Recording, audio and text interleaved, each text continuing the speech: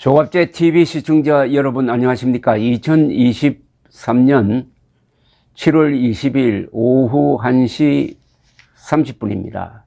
문재인 정권 5년이 어떤 시절이었느냐 하는 것은 요사이 신문 지면만 보면은 감을 잡을 수가 있습니다. 김일성주의자를 존경한다는 불순한 사상을 가진 문재인이 대통령의 권한을 악용해 가지고 대한민국을 북한 노동당 정권에 종속시키고 북한 노동당 정권의 침략으로부터 대한민국을 보호하는 여러 가지 장치를 훼손 또는 해체하는 데 지난 5년을 보냈다. 김정은의 부하 노릇하는 데 5년을 보냈다.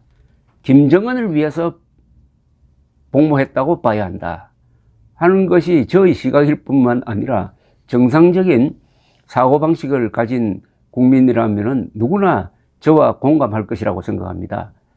박근혜 전 대통령을 탄핵으로 몰아내고 우리 국민들이 뽑은 자가 한마디로 말하면 반역자였다는 이야기입니다.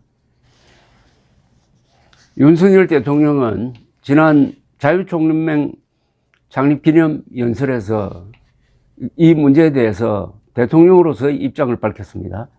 즉 문재인 정권이 추진한 종전선언은 북한군이 남침할 때 유엔군이 자동 개입하지 못하도록 하기 위한 것이었다.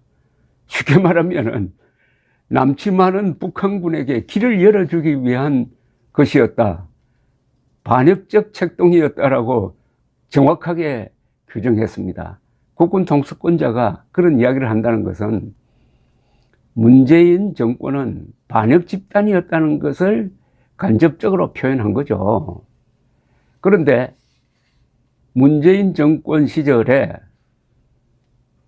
한 행동 중에서 김정은과 싸웠던 사람들을 집중적으로 사냥을 했습니다. 마녀 사냥하듯이 했어요. 감옥에 집어넣었습니다. 그리고 대한민국을 지키기 위해서 싸웠던 사람들과 기관을 무력화시키는데 총력을 다했습니다. 김정은이 좋아하는 반역자들을 중용을 했습니다. 나중에는 이건 뭐 간이 배 밖에 나왔다고 밖에 표현할 수 없는데 김정은과 싸우는 국정원의 원운석, 즉 국정원의 정신을 담는 원운석에다가 글을 집어넣는데 그 글씨체가 김일성주의자 신영복의 글씨체였습니다. 이 말은 국가정보원이 대한민국을 위해서 복무하는 게 아니라 김정은, 김일성 세력을 위해서 복무하라는 암시가 아니었겠습니까? 이 정도면은 문재인 시절에 있었던 반역 이적 사건을 총괄하는 국가적 조사가 이루어지고 그것을 바탕으로 해가지고 수사가 이루어지고 거기에 기초해가지고 문재인 세력을 단죄하는 이런 노력이 앞으로 4년 동안 계속되어야 이런 반역 세력이 다시 집권함으로써 대한민국이 1930년대의 스페인처럼 내전으로 가는 것을 막을 수 있을 것이라고 생각을 합니다. 그런 점에서 오늘 주목할 만한 기사가 방금 떴습니다. 문재인 정부 당시에 청와대가 국군사이버사령부 정치 댓글 사건과 관련한 군수사 기록을 무단 열람하고 김관진 전 국방부 장관을 재수사하도록 했다는 의혹을 수사 중인 경찰이 최근 국방부를 압수수색했다는 겁니다. 사이버사령부 정치 댓글, 뭐 국정원 댓글 하는데 이 댓글은 어떤 의미가 있었느냐 하면은 북한 노동당 정권이 이 사이버 세상에서 침투를 해가지고 계속 대한민국과 국군과 국정원과 보수 세력을 공격하는 댓글을 쓰니까 국정원도 국방부도 기구를 만들어 가지고 사이버 세상에서 거기에 대응을 했습니다.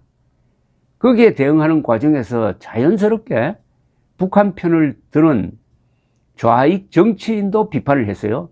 그런데 검찰이 다른 거 다 생략해버리고 좌익 정치인을 국정원이나 국방부 요원이 비판한 것은 정치 개입이다, 이렇게 몰아갔던 겁니다.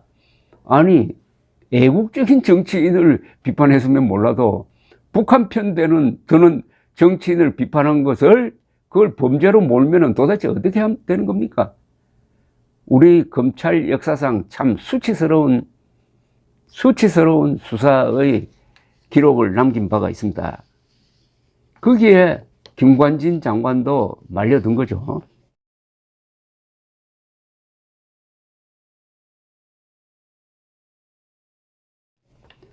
조선일보 취재를 종합하면은 서울경찰청 반부패 공공범죄수사대는 지난 19일 서울 용산에 있는 국방부 본부, 국방부 직할부대인 조사본부 등의 수사관 등을 보내 압수수색을 했다고 합니다. 압수수색 대상에는 국방부 본부의 정책보좌관실과 조사본부의 지도과 운영과 등 4곳 정도가 포함됐다고 하고, 경찰은 문재인 정부 당시 국방부를 출입했던 청와대 인사들의 출입 기록 등을 확보한 것으로 알려져 있습니다. 2014년 박근혜 정부 때입니다. 그때 국방부 감찰단은 국군 사이버 사령부 정치 댓글 사건을 수사한 뒤에 전직 사이버 사령관 등을 불구속 기소하면서 김관진 전 국방부 장관의 개입은 없었다고 발표를 했습니다. 하지만 전직 청와대 국가안보실 행정관 A씨는 문재인 정부 출범 직후인 2017년 8월에서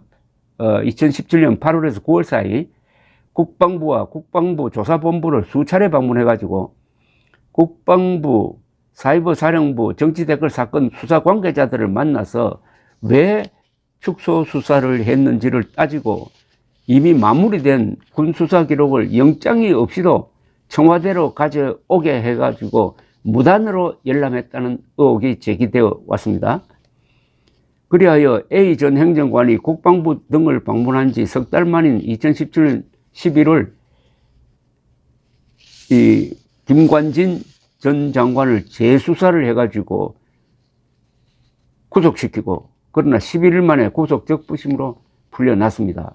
이후 김 전 장관은 불구속 기소되어 가지고 2심에서 징역 2년 4개월을 선고받았지만 대법원은 작년 10월 일부 혐의에 대해서는 무죄로 봐야 한다는 취지로 이 사건을 서울 고법으로 돌려보내 가지고 현재 파기환송심이 진행 중이고, 윤석열 대통령은 김관진 장관을 국방혁신위원회 부위원장으로 지금 임명해 놓고 있습니다.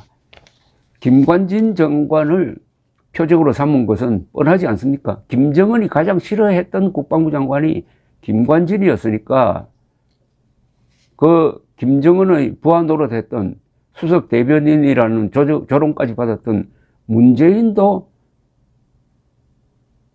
부하들을 시켜가지고 김관진 전 장관을 이렇게 괴롭혔다라고 보는 게 상식적인 판단이라고 생각을 합니다. 이미 시민단체 한반도 인권과 통일을 위한 변호사 모임은 작년 8월에 A 전 행정관, 정의용 전 청와대 국가안보실장 등을 직권남용 등 혐의로 서울중앙지검에 고발한 바가 있습니다. 당시 한변은 기자회견을 열고 청와대 행정관이 법적 근거도 없이 수사를 지휘한 것은 권리행사 방해에 해당하고, 수사 기록을 복사하여 외부로 유출하게 한 것은 국방부 조사본부 담당자로 하여금 의무 없는 일을 강요한 것이라면서 이런 일을 행정관 독단으로 진행했다는 건 상식적으로 어렵다고 보고 정 전 실장도 함께 고발했다고 밝혔습니다. 그러면 이런 일이 문재인의 양해 또는 지시 없이 이루어질 수 있었겠습니까? 결국 요새 일어나고 있는 모든 사건은 문재인 5년간이 바로 반역의 세월이었다. 그 반역의 세월을 만든 주모자들이 범법한 행위를 차곡차곡 찾아서 쌓아 올려가지고 벌을 받도록 하는 것, 이게 윤석열 정부의 존재 이유라는 사실을 더욱더 명확하게 해주고 있습니다. 자유를 파괴하는 자유를 허용하는 나라는 자살로 갑니다. 감사합니다.